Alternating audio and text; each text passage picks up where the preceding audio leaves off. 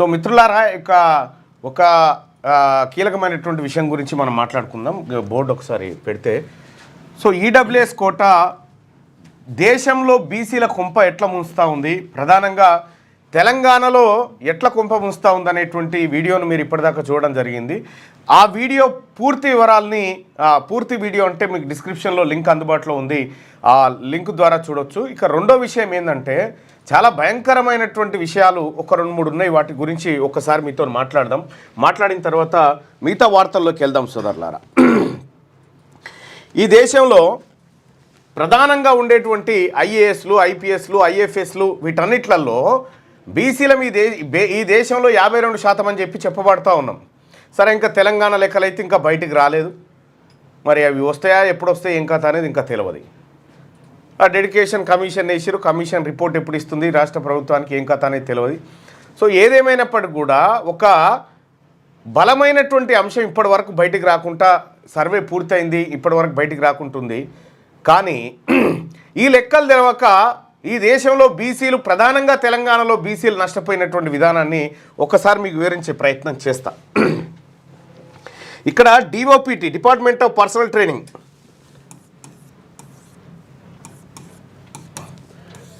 Department of personal training లెక్కల ఆధారంగా 2018 నుండి 2022 మధ్య ఏవైతే అపాయింట్మెంట్లు జరిగినాయో,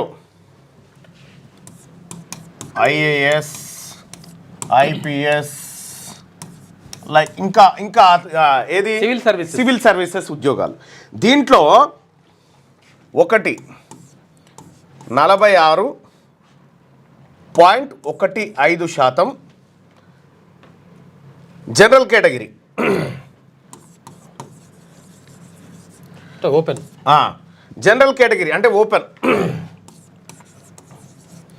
ఓపెన్ కేటగిరీలో ఇంతమంది సెలెక్ట్ అయ్యారు. ఇక రెండో విషయం చూసుకుంటే, రెండోది 29%, 29%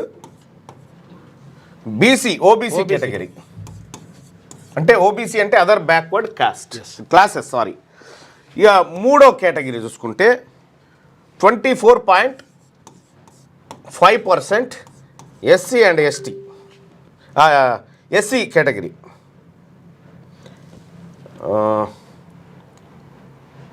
23.5% ఎస్సీ షెడ్యూల్ క్యాస్ట్. ఇక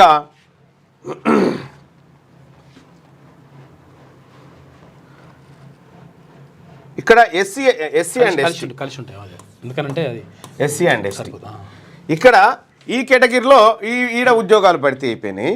ఇక ఇక్కడ మనం గమనించాల్సింది ఏంటంటే, ఎస్సీ ఎస్టీలకు సంబంధించినటువంటి జనాభా ప్రాతిపదికన వాళ్ళ కోటా వాళ్ళకి దక్కింది. ఇక్కడ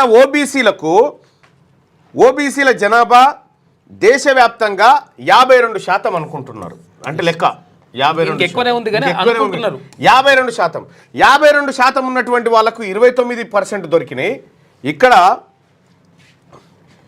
మొత్తం దేశంలో 23% ఉన్నటువంటి ఓసీలకు 46% దొరికింది. అంటే డబుల్ దొరికింది వీళ్ళకు. మైనస్ ఎవరికి అయింది? ఇక్కడ బీసీలకు అయింది. ఈ దేశంలో బీసీలకు ఉద్యోగాల విషయంలో ఇంత అన్యాయం జరుగుతుంటే ఈడబ్ల్యూఎస్ కోటా తీసుకొచ్చి మరింత గుదిబండ లెక్క మార్చిండు నరేంద్ర మోడీ ప్రభుత్వం.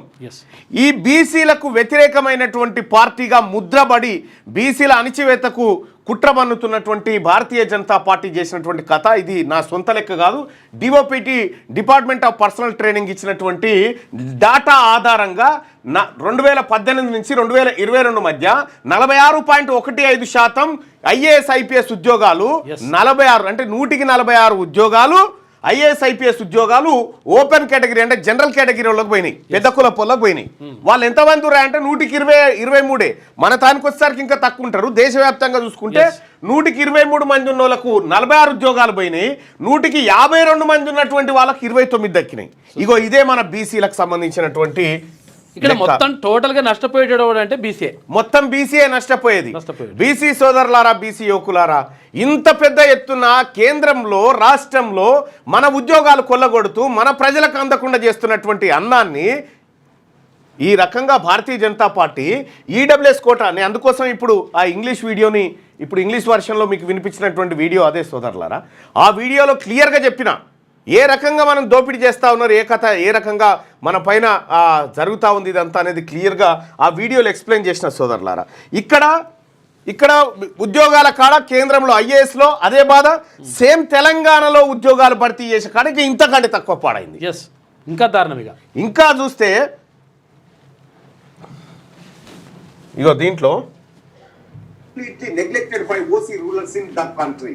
In all categories, OBC representation is lesser than SC/ST representations. The below report is recent OBC Welfare Parliamentary Committee submitted on 8 February 2024 at the Lok Sabha and Rajya Sabha. Lok Sabha Rajya Sabhalo ప్రవేశపెట్టిన లెక్క ప్రకారం OBC Welfare Parliamentary Committee submitted on 8/2/2024 at Lok Sabha and Rajya Sabha as per the data of 72 ministries departments on 1/1/2021. Group A total 77,887. OBCs are 14,074. Percentage of OBCs 18.07%. 27% of total 21,029. Short form. చూడు వాస్తవానికి ఇక్కడ ఒకసారి లెక్క చూస్తే కేంద్ర సర్వీసుల్లో ఉన్నటువంటి 72 డిపార్ట్మెంట్లలోంచి లెక్కల్లో తీస్తే అంటే గ్రూప్ ఏలో కేంద్ర ప్రభుత్వ సర్వీసులో ఉన్నటువంటి గ్రూప్ ఏ ఉద్యోగాలలో మొత్తం 77,887 ఉద్యోగాలు ఉంటే అందులో ఉన్న ఓబీసీ ఉద్యోగులు ఎంత అంటే 14,000 మంది ఉన్నారు. అంటే దాని పర్సంటేజ్ ఎంత 18.07%. కానీ ఏది మండల్ కమిషన్ నివేదిక ఆధారంగా భారత పార్లమెంటు ఓబీసీ ప్రజలకు ఇచ్చిన రిజర్వేషన్ 27%. 27%కి ఇంకా దాదాపుగా 9% తక్కువనే ఉన్నారు. ఇంకా 6,955 ఉద్యోగాలు గ్రూప్ ఏలో నష్టపోయినాం. ఇక గ్రూప్ బి విషయానికి వస్తే 1,56,623 ఉద్యోగాలు మొత్తం ఉంటే అందులో 4,42,288 ఉద్యోగాలు రిజర్వేషన్ రూపంలో బీసీలకు రావాలి. కానీ వచ్చింది ఎంత? 42,000 ఉద్యోగాలు రావాల్సి ఉంటే 27,000 ఉద్యోగాలే ఓబీసీలకు వచ్చినాయి. అంటే 14,000 దాదాపు 15,000 ఉద్యోగాలు బి కేటగిరీలో బీకినాయి మనకి. ఇక్కడ సి కేటగిరీ విషయానికి వస్తే 16,22,439 ఉద్యోగాలు ఇక్కడ ఉంటే అందులో ఓబీసీలకు రావాల్సినవి 4,38,059 ఉద్యోగాలు రావాల్సి ఉండే. కానీ వచ్చినాయి ఎంత? 36,800, 3,68,101, 4,38,059 రావాల్సి ఉంటే 3,68,101 వచ్చినాయి. అంటే 22% వచ్చిన 27కు 69,958 ఉద్యోగాలు మన ఎవడో ఎత్తుకొని పోయింది. ఇక సఫాయి కర్మచారి కాడ కూడా రాలే. ఇంకా 35,110 ఉద్యోగాలు సఫాయి కర్మచారి ఉంటే అందులో ఓబీసీలకు 6,280 వచ్చినాయి. వాస్తవానికి ఎంత రావాలి? 9,480 రావాలి. 3,200 ఉద్యోగాలు బీసీలో ఎవడో ఎత్తుకొని పోయింది. ఎవడో ఏంది? ఇవే ఈడబ్ల్యూఎస్ కోటాలే. మొత్తంగా కేంద్ర ప్రభుత్వ ఏబీసీ గ్రూప్ ఉద్యోగాలలో 18,92,059 ఉద్యోగస్తులు మొత్తం ఉంటే అందులో ఓబీసీలకు రావాల్సినవి ఆ ఓబీసీలు ఉన్నది 4,15,799 మంది మాత్రమే ఉన్నారు. అంటే 21% ఉన్నారు. ఏ కేంద్ర ప్రభుత్వం తీసుకొచ్చినటువంటి ఈడబ్ల్యూఎస్ వల్ల నిండా మునిగి ఈ 21 పోయి ఇంకా తగ్గే అవకాశం ఉంది. మీదికేళ్ళు ఏంటంటే 18,89,000 ఉద్యోగాలలో 5,10,000 ఉద్యోగాలు మనకు వచ్చేది ఉంటే 4,15,000 అంటే 95,000 ఉద్యోగాలు మనవి పట్టబగటీలు ఎత్తుకపోయారు. 95,000 మంది ఉద్యోగాలు బీసీలకు రావాల్సిన ఉద్యోగాలు పట్టబగటీలు ఎత్తుకపోయారు. ఇవి ఆయా డిపార్ట్మెంట్ల నుంచి సేకరించి mic 6,623 OBCs 27,344 percentage of OBCs 17.46 27% of total 42,288 shortfall 14,944 group C ఆయన రేషన్ కార్డు కావాలంటే మొత్తమే బీకింద్రా ఇదంతా మొత్తం ఎక్కడికక్కడ కొలాప్స్ అయిపోయినవరా అంటే ఆయన బాధ. ఆయన card 27% of total 4,38,059 shortfall 69,958 safai karmachari 35,110 total number of ఈ రకంగా OBCs మోసం జరుగుతా ఉంటే ప్రజలారా మనం ఇక్కడ గమనించాల్సింది ఏంటంటే పెద్ద ఉద్యోగాలు ఎక్కువ మొత్తం బీకినాయి. ఇవే ఐఏఎస్లు ఐపీఎస్లే పాలసీని తయారు చేస్తూ ఉంటాయి. ఈ పాలసీని తయారు చేసే కానీ నీ ఓడలేడు, వడ్డించే కానీ నీ ఓడలేడు, నీకేం దక్కుతుంది అన్నట పీసు. ఇంకా రేషన్ కార్డు కావాలి, పింఛన్ కావాలి, మాకు ఇది కావాలి. 70-80 ఏళ్ళ సంధి ఈ కంట్రోల్ బియ్యం తింటున్నారు. ఇంకా చిప్ప పట్టుకొని అడుక్కోవాలి. కంట్రోల్ బియ్యం 70-80 ఏళ్ళ సంది ఈ దేశంలో తినుకుంటా కూర్చున్నాం. రేషన్ కార్డు ఎటువాయ మాకు అని సిగ్గుండాలి కదా మనకేమన్నా. తెలంగాణ రాష్ట్రం 2014లో వస్తే ఇవాళ 2024 అయిపోయింది, 25లో పడ్డాం. 10 సంవత్సరాలు 10 సంవత్సరాల పాటు